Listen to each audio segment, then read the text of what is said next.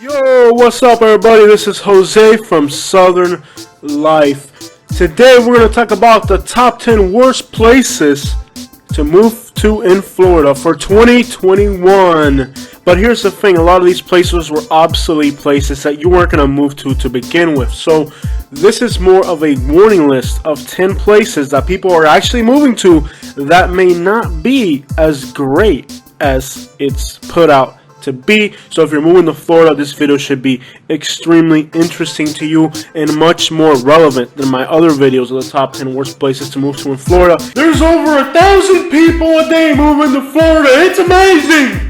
Yeah, well, there's 100 people that OD every day. Does that mean they're amazing and smart for it too? Of course it doesn't mean they're smart. Just because people are doing something at an alarmingly high rate, that doesn't mean that it's smart, and it doesn't mean that you need to do it too. We're going after towns that are tourist traps. They're full of phony realtors. Most of those realtors have YouTube pages talking about how great where they live is. They're overrated, and they're places where you won't make enough money to live. And there's a lot of factors we're going to include into this list that we hadn't in the past. It's 2020. It's a completely different world. People are looking for different things. Income inequality has become a huge problem in Florida, especially for people who are moving to Florida. So all these new factors are going to go into this list, which means that this list for 2021 is going to be completely different than any other list we've ever done on this topic. Like the red tide.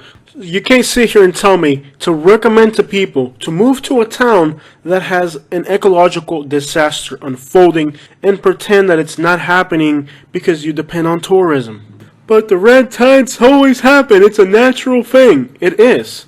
I lived in Florida for 20 years. In the first 17 years, I never had to worry about red tide affecting me as a human. It was something that would happen offshore and it would kill fish here and there every year. Yes, that's very true.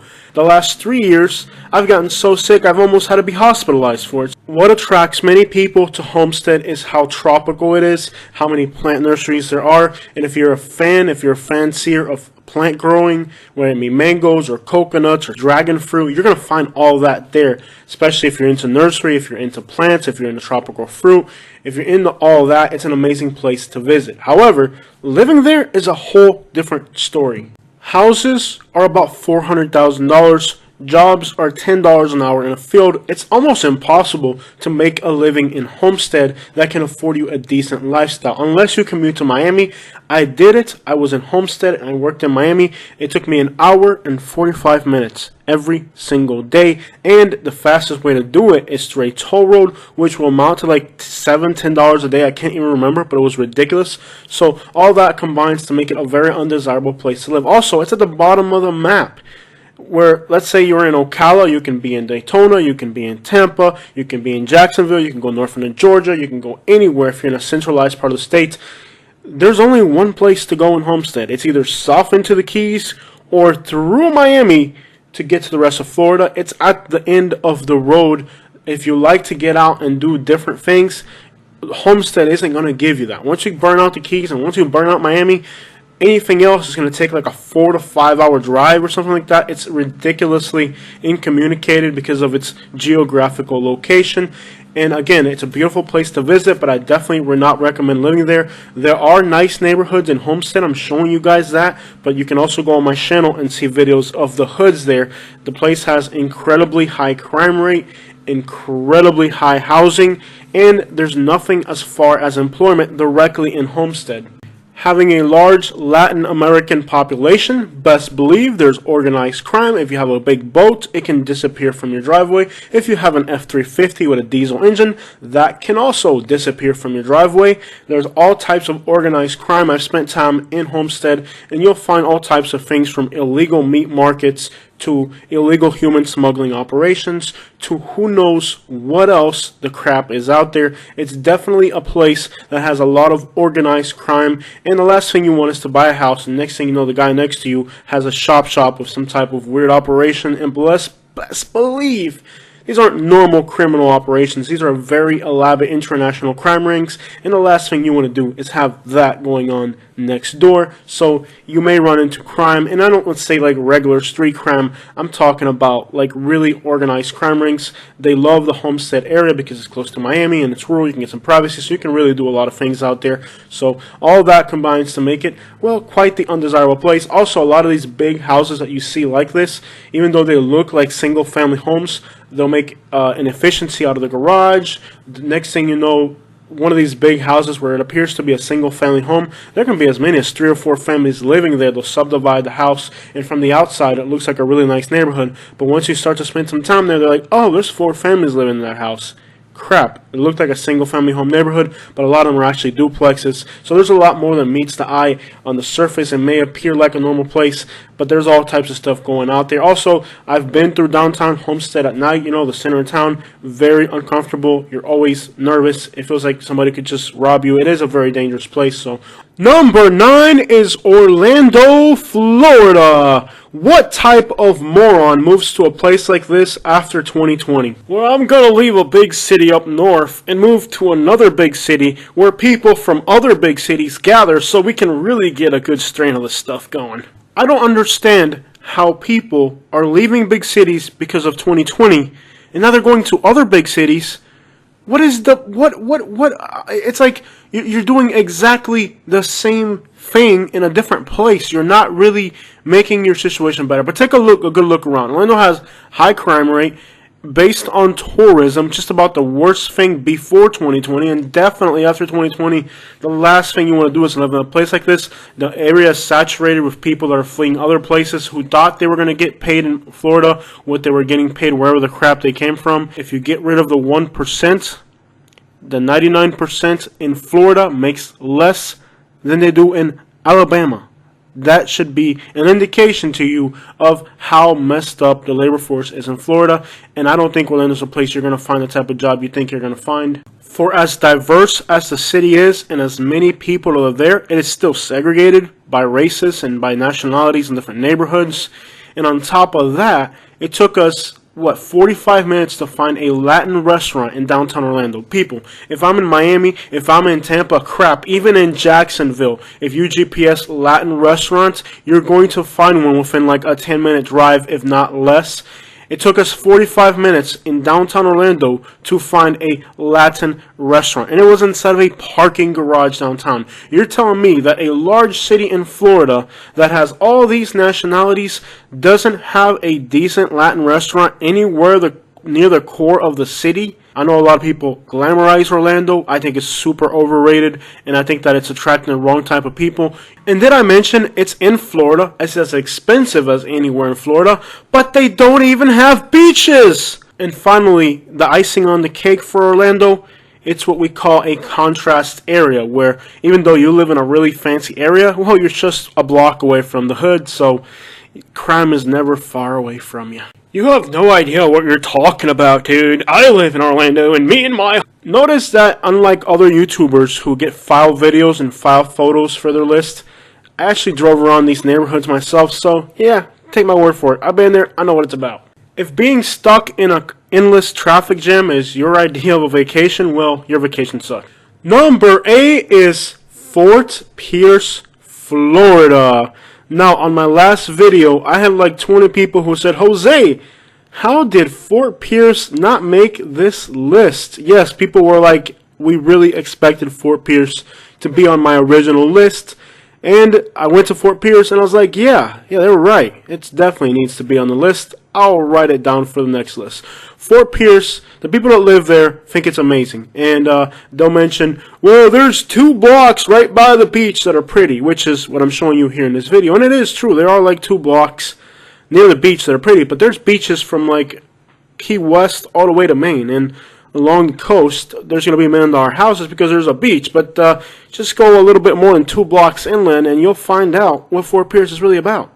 Yes, you have 2 blocks that are nice, but it takes more than 2 nice blocks to make a whole city. And their standard of what is acceptable is so low that it's pathetic. It's like, have you ever left Fort Pierce? Like, you're not going to sit here and tell me this is the nicest thing you could live in. Like, Dude, have you have you ever gone like outside of your county or something and like seen other places? Because yeah, there's nice stuff all over the world. Even people in Haiti have nice houses in some parts. Just because I just I can't even comprehend the video that I did for Fort Pierce got something like 20,000 views because that's how much they hate it. It's almost like every single person that lived in Fort Pierce saw this video and hit the dislike button and said, "Oh man, it ain't really like that. See, cuz you came on the wrong decade, man. You should have been here like a century ago. It was real nice before we built, like some weird explanation about how they think it's nice." I'm like, "No, it's Fort Pierce. It's not nice."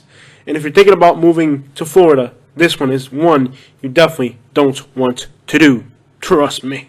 And by the way, the clip of the nice side of town got like 600 views, but the hood video got like 20,000 views. Jetty Park is very nice, and if you like fishing, I definitely recommend you go there for some awesome fishing. The day we went, there were sharks, there was tarpon rolling, and that is always fun. If you like fishing, I definitely recommend you check out the Fort Pierce Inlet there at Jetty Park. Most places, the hood is like 20% or 10% of the landscape. In Fort Pierce, like 60 to 80% of the entire landscape is completely undesirable neighborhoods. And also, undoubtedly, some of the most hateful people I've ever ran into on YouTube, right there in Fort Pierce, so congratulations. I can't even think of a reason why you would consider moving here. Number 7 is Key West. Not the land of dreams. From traffic to nightmares during evacuations, the whole town is a complete tourist trap. You have to pay to park, you have to pay to breathe. It's a complete freak show, and it's pure chaos, and it's got the 5th worst income inequality in the entire country. And before you start typing, unless you make like $1 million or more a year, you need to shut up because you don't understand what income inequality means. Income inequality means that like the top 1% of people make like incredible amount of money, and then like the other 99% can barely afford to pay their rent.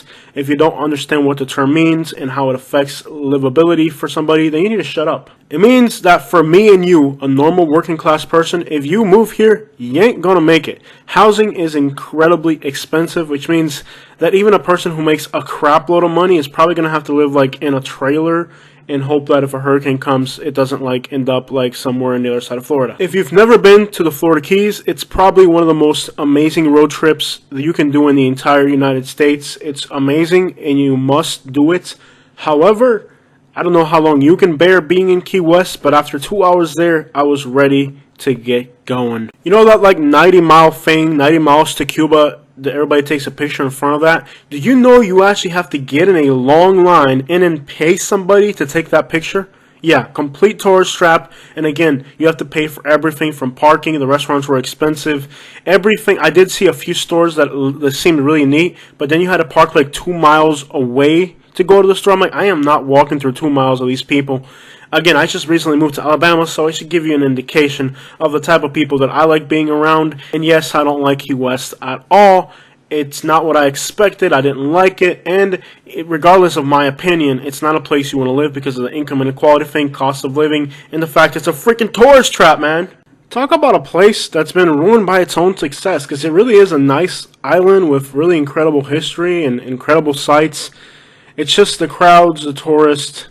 It's just like, wow, its own success. Yep, victim of its own success. Here's another victim of its own success, St. Petersburg, Florida. It's got an incredible downtown district, one of the largest downtown districts in Florida, with incredible amount of things to do. It really is a great place to vacation, interesting place to visit, lots of bars. Can't take that away from St. Pete. But do you really want to live there? That's a whole different story.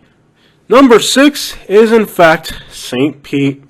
Let me tell you, this town right here is one that will fool you. For one, it's a contrast place where one side of the street, a house is worth $300,000, and on the other side of the street, they're slinging that yayo. All right, you get the idea. It's a contrast place, and it's probably the most hostile place I've ever recorded. I mean, where I'm driving through with my camera, I'm getting dirty looks, I'm getting the "why you in my hood, dog? You in my hood, dog? Hey, why the crack in my hood with a camera, dog? We trying to slay that yayo up here, tournament cold me, cuz. Man, it must be one of those places where, like, you're like, okay, dude, I'm just a YouTuber. Calm down. I'm not the police. I'm just driving through, just trying to drive dang video, man. Just look at that cage around the air conditioner. That's pretty crappy. When you gotta have a cage around, it's just I could explain this to you, but then I'd rather just show it to you. You know what I mean? Like, I'm trying to tell you, like, man, you don't want to do this. You don't want to do this, man. You're already on probation, son. All right, I don't know where I ended up getting carried away like that, but yeah, seriously, St. Pete, awesome place to vacation, awesome downtown, it's massive, but you don't want to live here. It's crappy, it's expensive, it's overpriced. You're going to pay like over $250,000, and look at all the garbage on the street. You don't care about your neighborhood when you litter. That's a fact. It's a beautiful city. It's a place you want to visit. But live there, that's a whole different thing. It's probably not the place you want to live. It feels bland as far as culture, and the people there are very hostile towards outsiders. Not sure what would convince somebody to move to a place like this. And the sad part is, some of my most loyal subscribers, a lot of them, like several subscribers that have been with me through this whole process, they're from St. Pete, and it is a very neat city. It's just gone in the wrong direction. It's definitely a place you want to visit, and there are a lot of interesting little restaurant, mom and pop places, proximity to Tampa and all that. It is a great place to visit, but living there, I'll be honest, you're not going to like it. It doesn't have that Florida feel. The population density is very high, and because it's an older city, I can't stress this out enough, structurally, architecturally, it's kind of like living in any other American city. It doesn't have that Florida feel, where all the houses are new and all the palm trees and all. It doesn't have that. It's a really older city, and if you're going to move to Florida, you probably want the tropical, beachy, I don't know, like Naples, Miami type of feel. You don't want to feel like you're like in some small southern town when you're living in Florida. And back to our earlier point, why would you want to live in a tourist destination? It's not a place to live. Snap out of your Disneyland dream. See the real world. The real, I can say this. Come on. The real world, according to Briggs. Just playing, y'all. See the real world. The real world. It's not Disneyland, y'all. Number 5 is Vero Beach, the 4th worst income inequality in the country. Even though there aren't even that many rich people, which means that you got like kind of rich people and then like really poor people. It's lackluster. The place is missing vitality and life. It's got low incomes, really low incomes. Just plain old boring, flat, square grid pattern. It hasn't changed much in forever. And then there's a bunch of homeless people hanging out downtown. On my trip driving through there, I didn't really see anything that compelled me. It's just a flat, boring place. It didn't have anything that stood out in a positive way, in a negative way. They do have really good fishing. And Sebastian, which I'm really familiar with, I did a lot of my childhood crime sprees there. They hadn't changed much since the last time I was there. It's a place that really hasn't changed, hasn't grown, hasn't done much of anything other than be there, taking up a chunk of land along the coast. Most places in Florida, when you go back, you're like, wow, can't believe, like, I left Florida for 6 months or 5 months. I went back and like, wow, they fixed the roads, they fixed this, that went up, this went up. I went to Bonita Springs, look at that new building over there, look at this. And I go back to like Vero Beach area, and after like, 10 years, I'm like, yo, nothing changed. Number 4 is Naples, Florida, with the 3rd worst income inequality in the entire country. Red tide has persistently made the beaches a nightmare to go on. I recently took a vacation to Naples, Florida. The red tide was so bad that even if you're a mile or 2 inland, you can still smell it. I got very sick. I had asthma. Most of the people that I know that live near Naples, where I stayed, were taking all types of medications for their asthma, for their allergies. Pretty much, the red tide is a massive ecological disaster. I lived in Naples for 20 years, and only in the last 3 years has the red tide been horrendous, to the point where a lot of people actually have to leave for a little bit because they get so sick from it. It's going to affect the economy. Naples is going to stop being on the best list, and it's going to end up on the worst list. Something has to be done about it. You can't ignore this problem, and the attitude that people are having is to look the other way and act like it's not a big deal because they have so much money invested into this town. But it's an ecological disaster that needs to be addressed, and if you don't address it, you're going to start to end up on these worst places list. I'm not going to elaborate any further on how bad the situation is for the working class people in Naples, because on my channel I've done so much of that. There's no opportunity. The housing cost versus the income you're going to make doesn't add up. If you're not wealthy, you can't move here. Or even people who can afford to live it eventually just move out and say they've had enough of it. When Naples starts to provide income, and the people in Naples, now there's this tip the bill movement as if that was going to change the world. But until people change their mindset on how they treat working class people and how they're going to pay them, then the place is not a place that I would recommend for anybody to move to, because it's all the odds are stacked against you. You'd think with as much money as they got, they would treat the working class people better. And I've known people who are very, very wealthy, and they'll elaborately expend money on themselves and $400 golf clubs. But then when the pizza guy comes, they don't want to tip him right. And it's just the mindset of these people here is the snobbiest, most entitled, most self-centered people you're going to find in the entire country. The type of person that Naples attracts is a self-centered type of person. Basically, this guy broke my sprinklers and then charged me to fix them. But luckily, this pedestrian that walks by in the morning saw him do that. And he did it on my day off that he knew I was home on a Thursday. So don't think because you move into these gated communities that these people aren't a bunch of thieves and scumbags just like the rest of society. It's definitely not the case. I've had a hard time in gated communities. Particular community that I lived in had a dress code while you're out and about in the community. You couldn't just go walk your dog in your pajamas or whatever, however you wanted. There was a dress code in the community. I never respected it, and nobody ever said anything about it. I guess they kind of figured out I wasn't going to give a crap about their dress code. A recent ordinance in the city of Naples is that they banned the use of leaf blowers because there's so many machinery. I mean, if you've ever been in Naples or Marco Island, all you hear is leaf blowers, lawn mowers, pressure washing machines, drills, those big machines that break the concrete and tiles, and it's so many machines and engines going off at once that it's really a problem. And some of the citizens of Naples have actually outlawed leaf blowers that are gas powered. Now it has to be an electric leaf blower because there was to be so many people with leaf blowers in the morning that would just about drive you nuts. I worked in a place in Marco Island just south of Naples where I just about lost it with all the noise of engines all day long. There are definitely much better cost-effective places to buy. Look at St. Augustine. St. Augustine and St. Johns County, the incomes are similar. The average listing price in Naples has not increased since 2016, while there are other parts of Florida like Spring Hill, around the Orlando area, other places in Florida have seen an increase of their average listing price. It's been a flat line in Naples, Florida. There's been no appreciation in properties since 2016. Now with 2020, I don't know how that's affected it. I haven't looked at it since.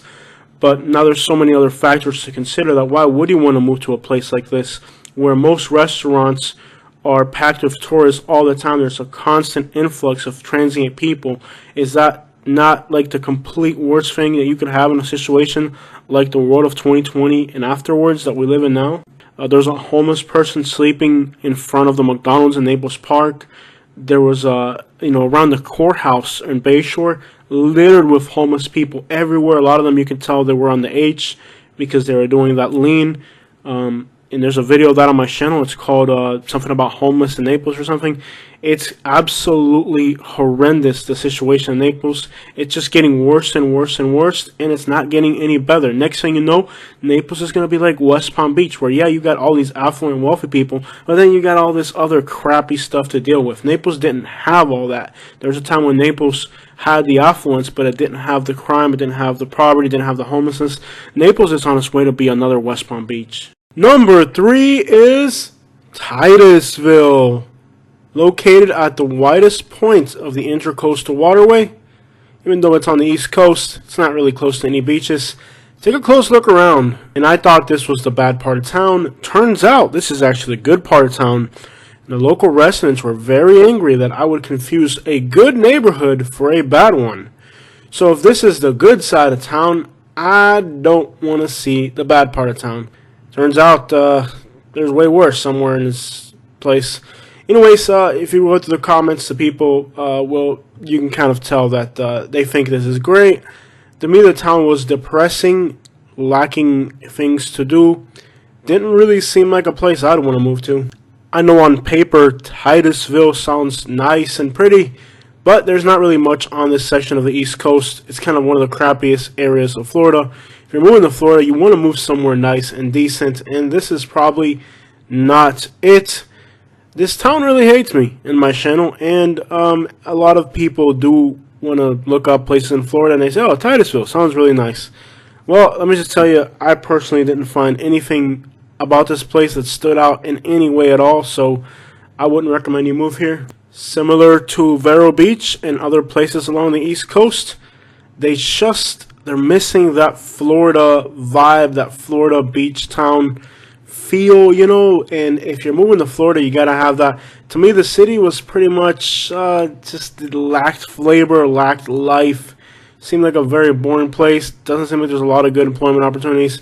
It just seems like a very depressing, boring place. I didn't really see much in this area that impressed me at all. And apparently, again, these parts that I'm showing you guys, these are the good parts of town. So they're very mad that I would even suggest that this is the bad side of town. Apparently there's something worse. I'm just going to say that by reading the comments on this video and how many of those comments went directly to Helpful Review, that it's a pretty crappy place full of really crappy, angry, and hateful people. And probably out of all my videos, I've never had worst reviews from any town that I've been to.